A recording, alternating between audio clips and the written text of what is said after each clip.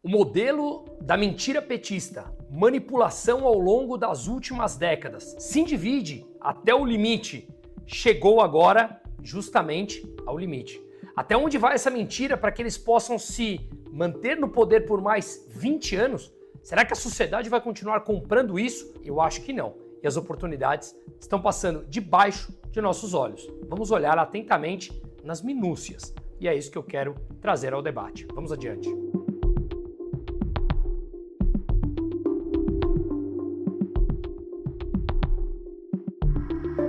Antes de tudo, meu nome é Bruno Musa, eu sou economista e atuo há 19 anos no mercado financeiro. Se vídeos como esse te ajudam a refletir, trazer ideias diferentes, por favor, se inscreva no canal, compartilhe o vídeo, ative o sininho, isso ajuda bastante a que o YouTube distribua esse conteúdo. E deixe também o QR Code para que a gente fale a respeito de investimentos que eu falarei no final do vídeo aqui, o que está passando debaixo de nossos olhos. Olhemos atentamente. Mas vamos lá.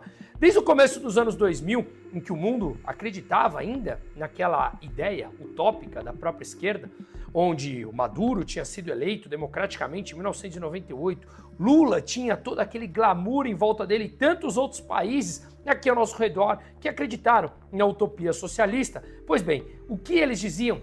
Se divide, não precisa aumentar a produtividade. Claro que as palavras não eram essas. Mas justamente o crédito subsidiado, o crédito a poucos, aos amigos do rei, para distribuir o dinheiro de forma barata, endividando o Estado, era sempre o mesmo. A Bolívia chegou, inclusive, a nacionalizar os recursos naturais. Talvez no Brasil eles não tenham conseguido chegar a tal ponto, por ser um país maior, de tamanho continental, uma população já mais conservadora por natureza. Estamos vendo agora, junto com a criminalidade, como o governo do estado do Rio de Janeiro teve um incremento de mais de 10 pontos percentuais de apoio em uma semana. 80% das pessoas que moram em favelas apoiam a decisão da polícia de invadir os morros. Ou seja, a gente vê que tem um anseio da sociedade por acabar com essas pautas progressistas que enaltecem os bandidos, que enaltecem o endividamento, colocam ali o privilégio para poucos burocratas e a grande massa, especialmente os mais pobres, pagam isso. Portanto, desde o começo dos anos 2000, o discurso de Lula e do PT era o mesmo. Se divide, estamos aqui para dar renda para vocês. Mas ninguém sabia que essa renda que chegava na mão da população era através do endividamento massivo da máquina pública, do Estado, de todos nós. Quando o Estado se endivida, a moeda vai perdendo valor ao longo do tempo. E isso é uma deterioração do poder de compra. Os mais pobres sentem mais. A chamada inflação. E, obviamente, isso chega através dos ciclos econômicos. Não é do dia para a noite, mas sim ao longo dos anos. Sim, os ciclos econômicos demoram alguns anos e, por fim, chegou à porta. Antes tarde do que nunca. Dói, mas é necessário encarar que houve uma mentira e uma manipulação por décadas e agora chegamos nesse limite ou muito próximo deles. Porque se for necessário esse país fazer um endividamento para esse país crescer, qual é o problema? Qual é o problema de você fazer uma dívida para produzir ativos produtivos para esse país? A partir da semana que vem, a gente vai começar a anunciar alguns programas. Sabe por quê? Porque eu quero mais crédito para o povo. É por isso que nós vamos fazer muitas políticas de crédito desse país. Porque a hora que o dinheiro começa a circular na mão das pessoas, ninguém aqui vai comprar dólar. Se tem uma coisa que pobre gosta, é de pagar o que deve. Quem gosta de não pagar, são ricos. Nós víamos naquele discurso do Lula e ainda vemos, 2025 ele mantém o mesmo discurso. Pessoas e famílias se endividem, empresas tomem crédito, país se endividando, o Estado se endividando. Mas como eu falei, os ciclos econômicos passam e agora a dor chegou. Olha os números alarmantes que nós vemos. Desde 2015, o número de consumidores com dívidas atrasadas saltou 26%. 72 milhões de brasileiros estão negativados. Isso representa 43% da população adulta. 2015 eram 57 milhões, agora são 72 milhões. Um incremento impressionante desde 2015. Veja, são quase 15 pontos percentuais em 10 anos. O número de endividados cresceu 9% no último ano, de setembro do ano passado para setembro desse ano. 9 pontos percentuais. É simplesmente impressionante esse número, sob o ponto de vista negativo, mas impressionante.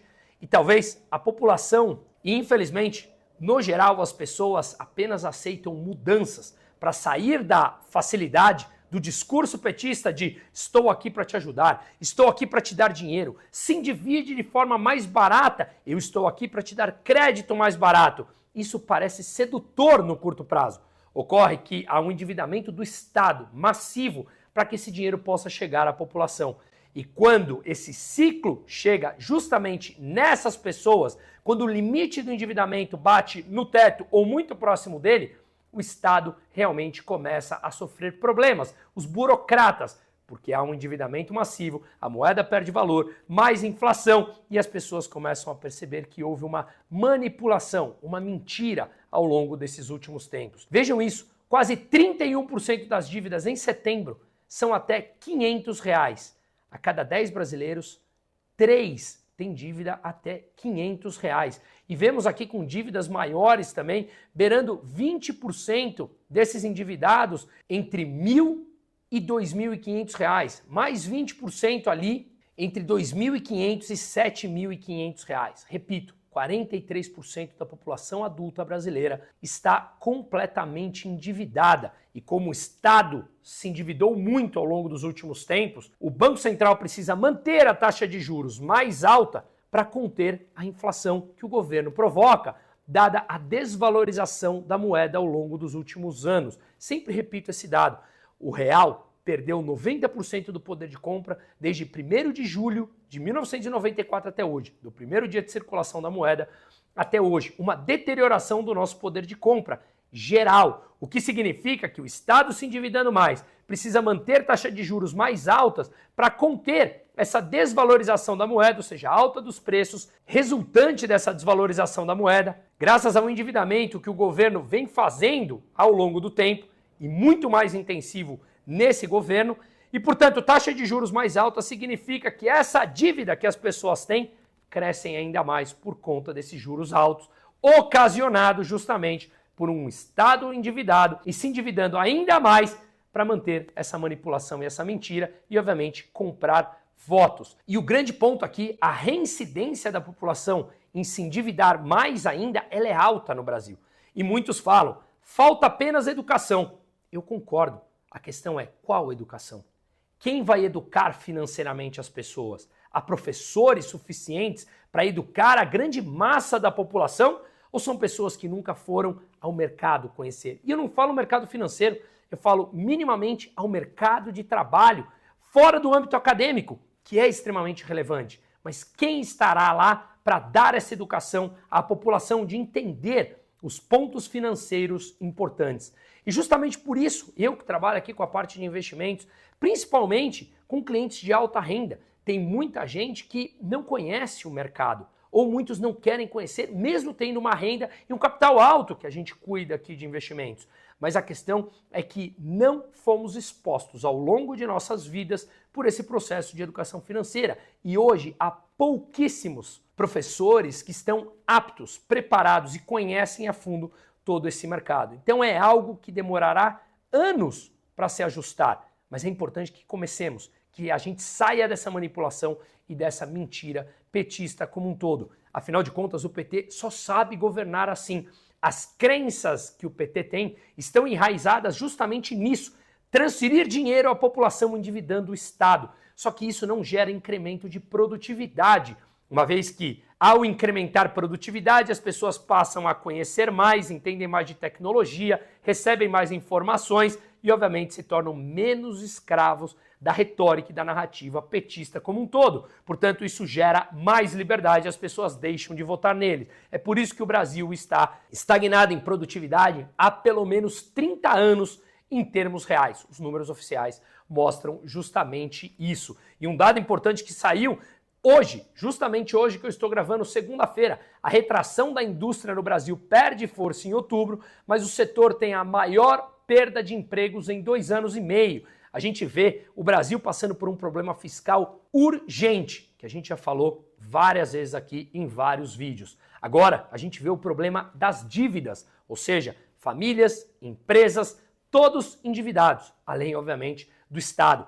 Todos os setores relatando dificuldade de encontrar mão de obra. Afinal de contas, nós temos mais de 90 milhões de brasileiros, um horizonte de 213 milhões de pessoas, dependendo de alguma forma do Estado. Apenas com Bolsa Família, quase 60 milhões de brasileiros. É simplesmente impossível manter um país dessa maneira. Portanto, pessoas que estão, de alguma forma, ligadas aos programas de auxílio do governo, não querem trabalhar de maneira registrada, o que leva para o empregador um grande problema, uma vez que eles judicializam o empregador e ele acaba perdendo na justiça. Ou seja, o judiciário é conivente com tudo isso que o Brasil está vivendo. O que nós estamos vendo, além dessa dificuldade de mão de obra, é que isso impacta a economia como um todo, diminui a produção, aumenta o número de pessoas procurando trabalhadores com vontade de trabalhar. Isso impacta a produção do país como um todo. O que nós vemos também é uma metodologia completamente errada para analisar a inflação de verdade na rua das pessoas e mais o número de desemprego, que falam que está na mínima, em 5,6%, 5,7%, mas não levam em consideração as pessoas que voluntariamente deixaram de procurar trabalho, mas têm idade e condição de trabalhar, não querem trabalhar porque senão perderiam o benefício social. Nós vemos agora uma retórica, defesa a bandidos. A gente viu isso abertamente, os progressistas normalmente defendem isso e a sociedade está chegando no seu limite. O abismo do Brasil está aí. Estamos a poucos passos dele. E falo aqui institucional e economicamente. A necessidade de mudança é urgente. Já tem o discurso preparado do Lula. No primeiro mandato ele vai dizer que colocou o Brasil no mundo. No segundo, retirou o Brasil da pobreza. Com todas as mentiras, roubos que foram descobertos, corrupção, devolução de dinheiro, delação premiada, tudo o que sabemos. E no terceiro, ele virá a público dizer que salvou a democracia. Será que o brasileiro continuará acreditando nisso? É aí que eu acho que não. O centrão fisiológico já tem dado sinais que não mais quer o PT por lá. E os 7 governadores de direita hoje representam quase 70% do PIB nacional. E o governo depende cada vez mais do legislativo, que de uma maneira fisiológica não aprova os programas completamente tortos, retrógrados e atrasados de um PT que parou no tempo por completo. Só que isso traz oportunidades imensas. Claro, no curto prazo, muitos dizem o crescimento da popularidade do Lula, dado o que aconteceu com os Estados Unidos. Tem mais de um ano para as eleições e a coisa começa a se complicar e eles sabem disso. Nem o sistema, nem a população que pensa um pouco aguenta mais o PT. Portanto, eu acho que a maioria não cairá mais nessa retórica mentirosa e os números dos investimentos mostram claramente uma oportunidade, seja em ativo de bolsas, seja em ativos, por exemplo, como o BRZU, que sim tem o seu risco importante, mas pode pegar essa alta do Brasil de forma alavancada em dólares, que ainda continua muito atrasada para os próximos anos. Ativos como título público pagando mais de 8% acima da inflação, ou pré-fixados que a gente vem falando aqui desde fevereiro, com a queda da taxa de juros futura, não necessariamente a Selic de imediato. Isso traz condições em que o valor presente dos ativos se apreciam. Tudo isso são oportunidades impressionantes que, no meu entender, com uma eventual e provável mudança, a gente está vivendo. Não deixe para depois. Lembre que sempre quando a crise passa, nós olhamos para trás e falamos, na próxima me comportarei diferente. Só que durante a crise bate o medo.